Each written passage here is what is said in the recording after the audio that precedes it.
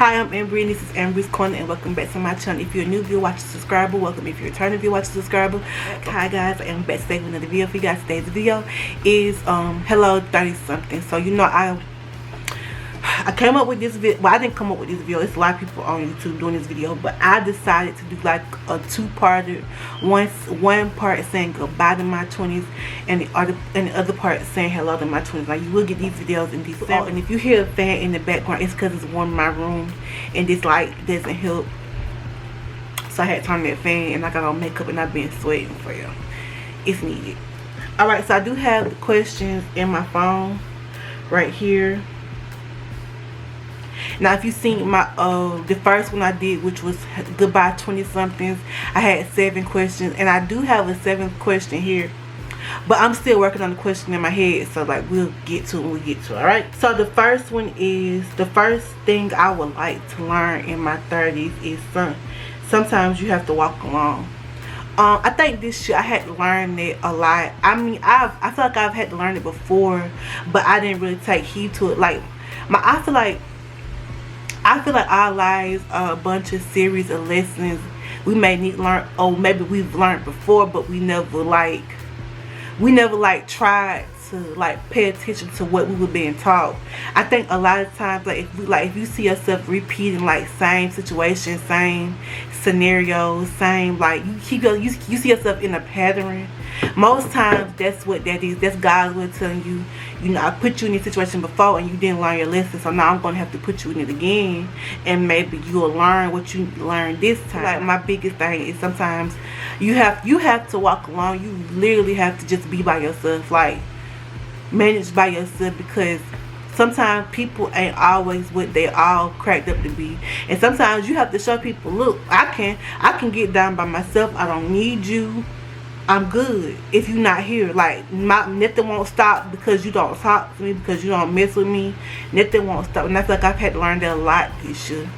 A lot. And sometimes, like, you find the most solitude when you're by yourself. Like, I think one of my biggest things that I probably need to work on in my 30s is learning how to be okay with it just being me. Learning how to be okay with, you know, maybe there won't be anybody in the future. Maybe it'll just be me. I need to learn how to be okay with me, because I don't want to find a man and he comes to my life and he think that I won't make it if he not around. I don't need that. All right. The next thing I want to learn in my 30s is time management. I have the worst time management, and I feel like a lot of times it's not because I don't have the time. It's because the time I could be spending doing something productive, I'm in the bed, I'm on my phone, I'm doing everything but what I need. Like, I had an essay I need to get in today at this very moment, an essay I need to get, and it was done, but I just prolonged sending it in because I didn't want to have to deal with it at the moment. But I should have went on ahead as soon as I woke up and made you know, it my business to send that on there, because that's part of the handling my business. So yeah, so time management, I need to work on that. You know, making time for studying, making time for this, making time for me, and the things I like to do, and things that makes me happy. You know, there is a balance, and I just have to find it. And I'm working on it. It's a process, especially with the type of job I have. It's a process to find a balance, but everybody got to start somewhere. All right. Another thing is making time for my studies. I think that goes hand in hand with that last question. I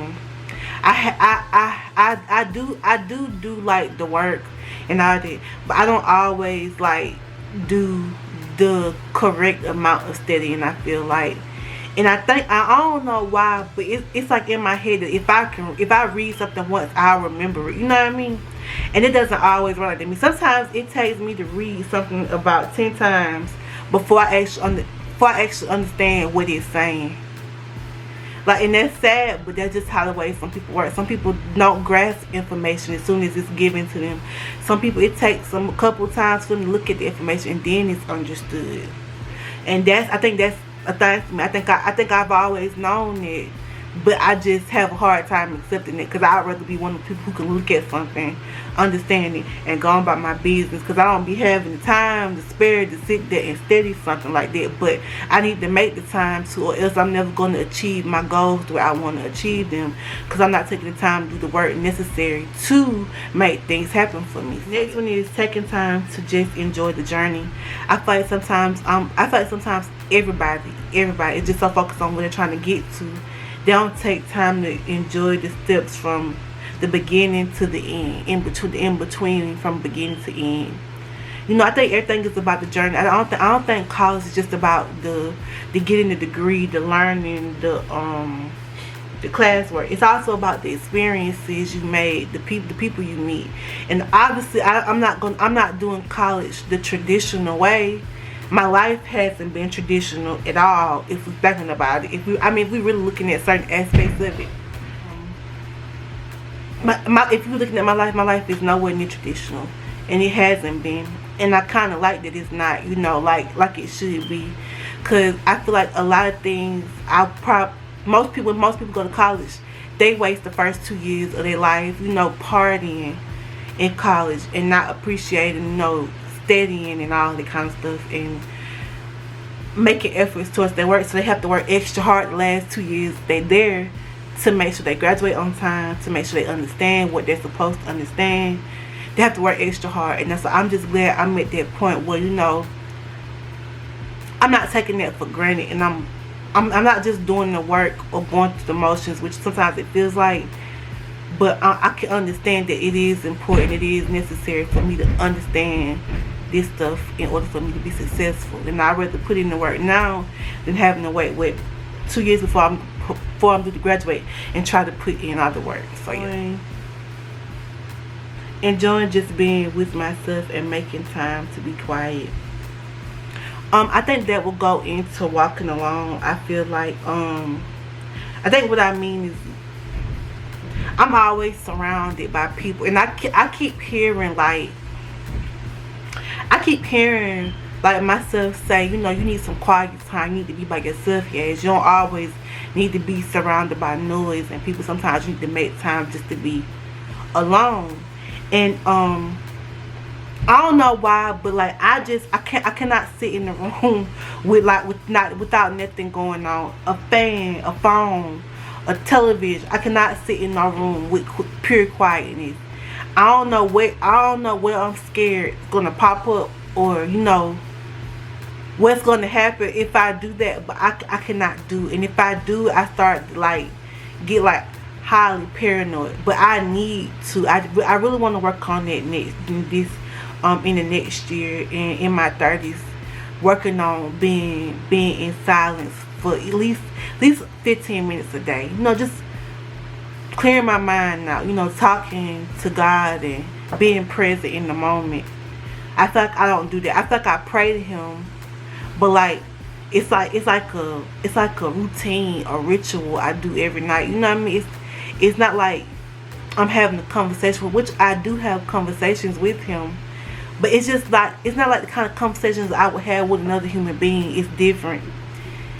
And I need to make time to be quiet so I can hear what He's telling me when He's telling me. Another one is having a genuine connection with a guy. That last one, I feel like that's been on every list I've ever made, every goal I ever set, every prayer I ever had, anything I've ever done. That's been on the list. That's been on the list forever. And I'm not saying that I've given up on finding love, but in recent years, since I've been at my job, I don't have chances to talk and pick brains with a lot of the guys I work with.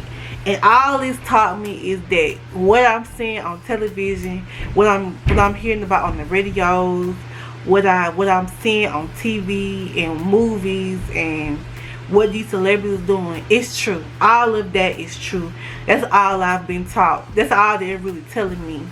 basically they basically solidifying that there are no men out here anymore that believe in the traditional values. I mean, and I mean, when I say traditional values, I mean, I really don't want to live with no man before I'm married to him. You know what I mean? And if I do, we at least engaged. I'm not interested in having kids outside of wedlock. You know, I would prefer to have my kids in the traditional sense, where I have kids within wedlock. And I know that's not obviously something everybody's able to do, but I feel like if I am, and it's called in me to be able to do it that way, I should be able to do it that way. And I just feel like the way now and the men out here now are set up, that's not possible for me, especially somebody of my, you know, skin complexion. And although, you know, the guys that I work with, they say that's not true. Black men want black women. It's just not looking like that. It's not looking like we're high up on the priority list. It's not looking like, you know, it's looking like we got to be exotic looking for them to even, you know, acknowledge us. And if they do acknowledge us, it's because they after something. And I don't think every black man is after a woman, is with a black woman because he wants something from her. I just believe majority are that question. And the next one is taking constructive criticism. I turned in a project not too long ago, and my teacher did not like it. And I swear, I kid you not, I was like ready to cuss this lady out. This lady just told me that I did the assignment didn't meet the requirements that she had asked of me. I kid you not, I was ready to cuss this lady out, go to faculty and talk to people. I was all ready to go haywire on this woman. I thought what she said was so rude. And my mom made me look at it and say, yes, that's not the case. She's not being rude. She's just stating facts. My camera is about to go dead, guys. So I'm going to end this here. Like, comment, subscribe, say what you think, what you want to hear, what you want to see. And I will do my very, very best to make it happen for you. And I will see you next one. I hope you enjoy this. And I'll see you next one. Bye. Yeah.